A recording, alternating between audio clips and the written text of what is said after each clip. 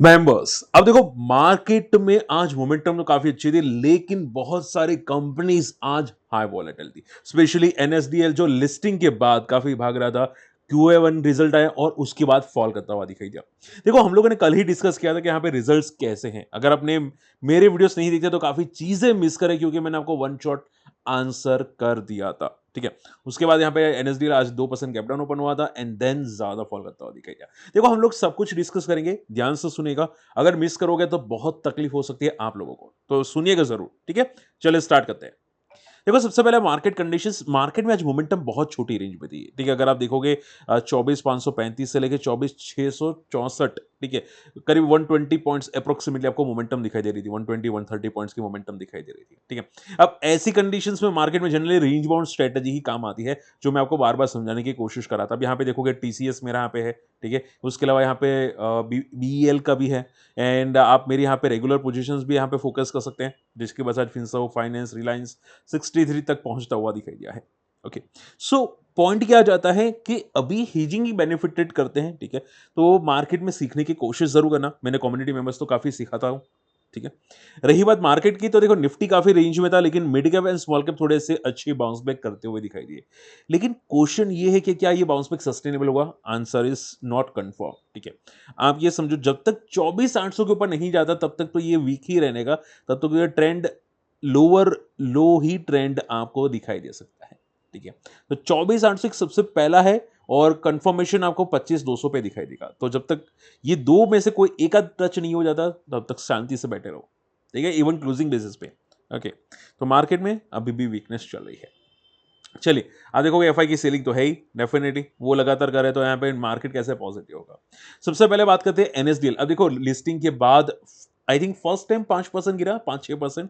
ठीक है, अब देखो मैंने पहले ही बता दिया था कि रिजल्ट्स तो डेफिनेटली अच्छे थे। ठीक है, एनएसडीएल के, अगर कोई डाउट रखता है एनएसडीएल के रिजल्ट्स में तो आप यहाँ पे फोकस कर सकते हैं। देखो लास्ट ईयर के कंपेयर में 80 करोड़ का profit 95 crore, and net profit भी आपको ज्यादातर अच्छा बढ़ता हुआ दिखाई दिया डेफिनेटली। ठीक है, उल्टा ऑपरेटिंग मार्जिन बढ़ता हुआ दिखाई दिया। तो प्रॉब्लम कहां पे आई? ठीक है, प्रॉब्लम कहां पे आई?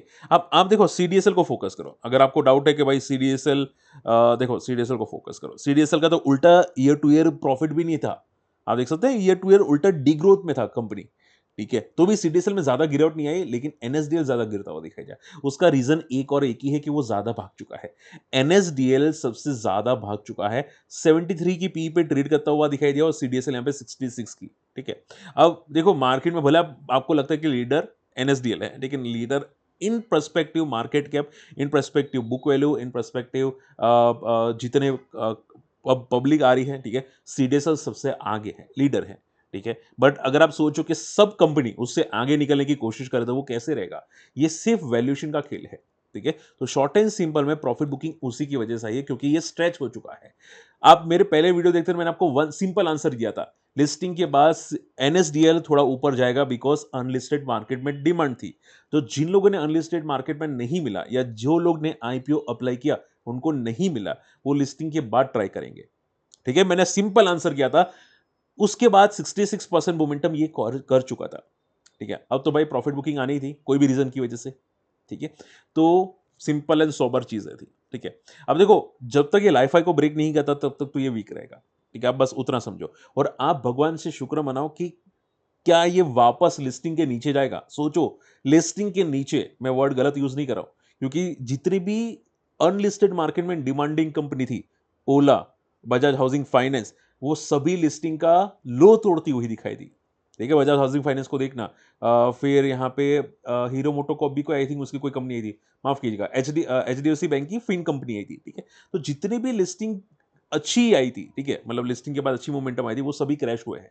ठीक है, चांसेस है कि ये लिस्टिंग का लो भी तोड़ सकता है, और लिस्टिंग का लो क्या है, 750 के आसपास आई थिंक लो है, अगर मैं गलत नहीं हूं तो यहाँ पे। ठीक है, 800, 850, तो वो भी आगे जाके आपको ब्रेक होता हुआ दिखाई दे सकता है।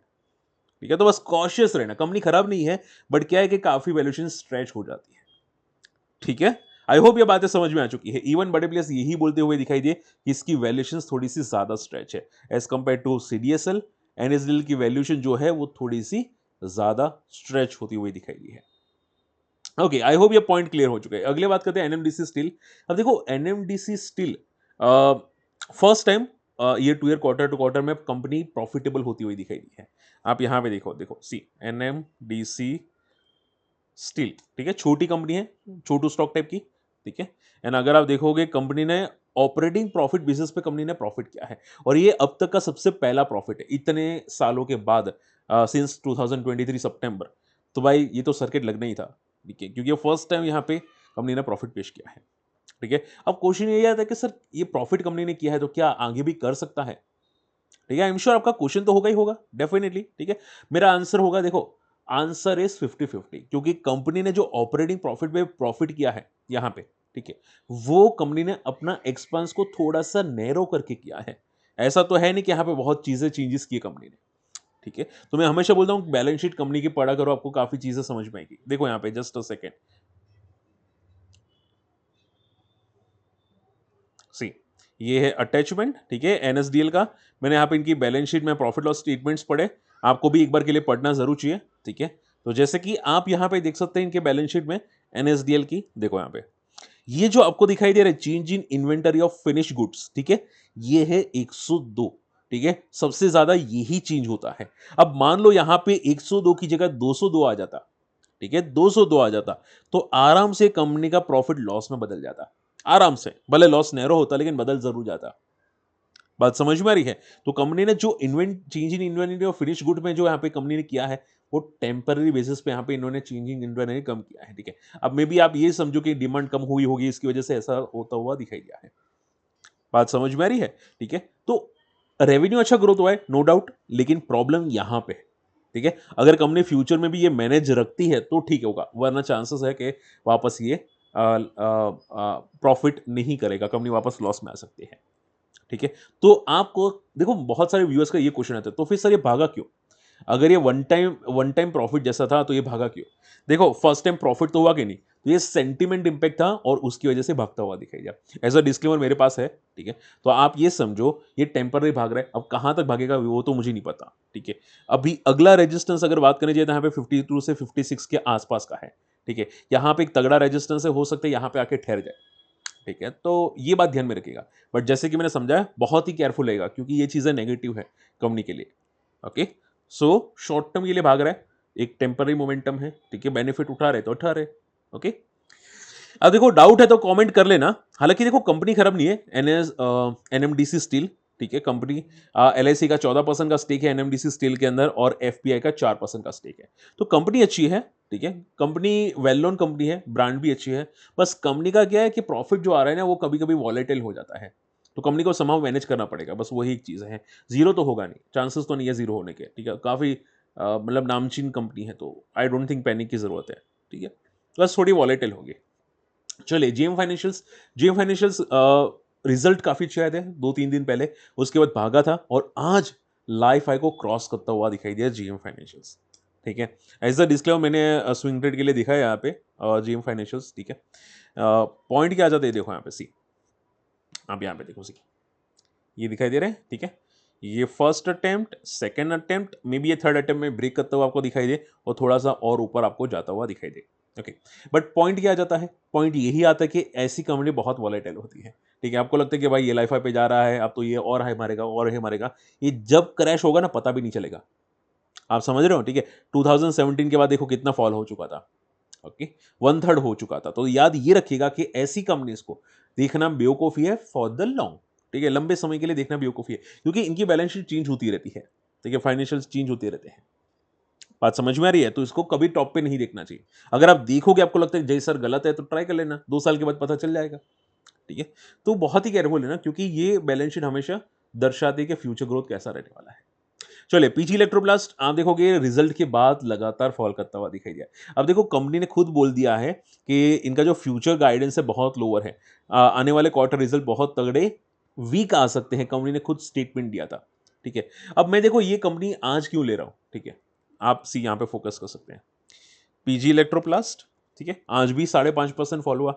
अब होता क्या पता है, कुछ स्मार्ट लोग, ठीक है, वो क्या करते हैं कि एक बार स्टॉक 20-22% क्रैश हो गया ना, वो मतलब बॉटम फिशिंग करने की कोशिश करते हैं। उनको ये लगता है कि भाई इंट्राडे में 22% गिरा, अब ये कितना गिरेगा, ठीक है, वो कितना गिरेगा। और बात भी सही होती है, एक दो पुल बैक भी मारता है, जैसे कि IEX इंडियन एनर्जी एक्सचेंज ने पुल बैक मारा, उसके बाद वापस जैसे तोड़ेगा ना, वो पागल हो जाएंगे कि भाई अब क्या करो, अब क्या करो, ये और कितना नीचे जाएगा, और बल्क में ट्राई कर लेते वो लोग। ठीक है, और बल्क में ट्राई करने की वजह से वो लोग एग्जिट भी नहीं कर पाते टाइमली। ठीक है, तो बात ये याद रखी हुई कि हमेशा जब स्टॉक 20% लोअर सर्किट मारता है, कोई ना कोई रीजन होता जरूर है, वो टाइम पास के लिए नहीं मारता। इसका मीनिंग बड़े प्लेयर्स निकल चुके हैं, और अगर वो निकल चुके हैं या निकल रहे हैं तो ये और गिरेगा। ठीक है, और अगर बायस में दम होता तो वो 20% नीचे जाने ही नहीं देते। ठीक है, अगर कंपनी में दम होता या बायस में दम होता, वो नीचे नहीं जाने देते। आप ये समझो अभी थोड़े टाइम तो और नीचे जाएगा, एंड काफी टाइम तक साइडवेज रहेगा, 6 महीने, 7 महीने, 8 महीने, मे बी 10 महीने। ठीक है, बट इसका बेस बनने की बात सोचो। ठीक है, आप देखो यहाँ पे से देखो, मैं आपको बेस्ट एग्जांपल दूंगा कार ट्रेड का। देखो कार ट्रेड लगातार नीचे नीचे नीचे नीचे जाता हुआ दिखाई दिया। 1600 को कंपनी 400 तक जाती हुई दिखाई दी। देखा कंपनी में दम था, लेकिन वो 3 साल 4 साल के बाद रिकवर हुआ।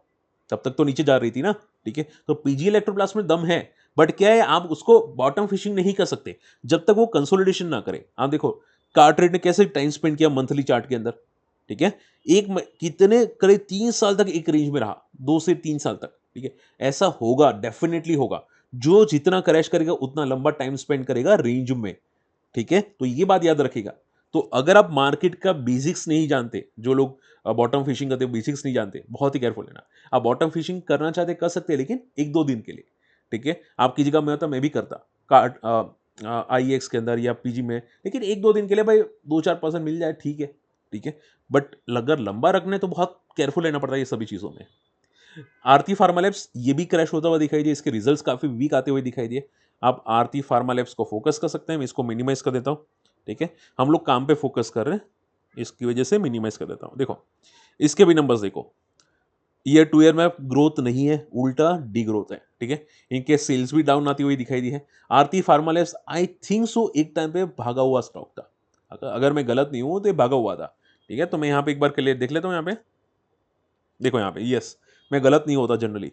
तो 250 का 750 तक जाता हुआ दिखाई दिया, उसके ऊपर भी जाता हुआ दिखाई दिया। अब जिस तरह से रिजल्ट्स आए हैं, ये हो सकता है 700 को भी टेस्ट करे और 500 को भी टेस्ट करे। ठीक है, तो कंपनी ने लोअर गाइडेंस दी है, तो चांसेस बहुत हाई है कि यहां तक पहुंचने की कोशिश करेगा।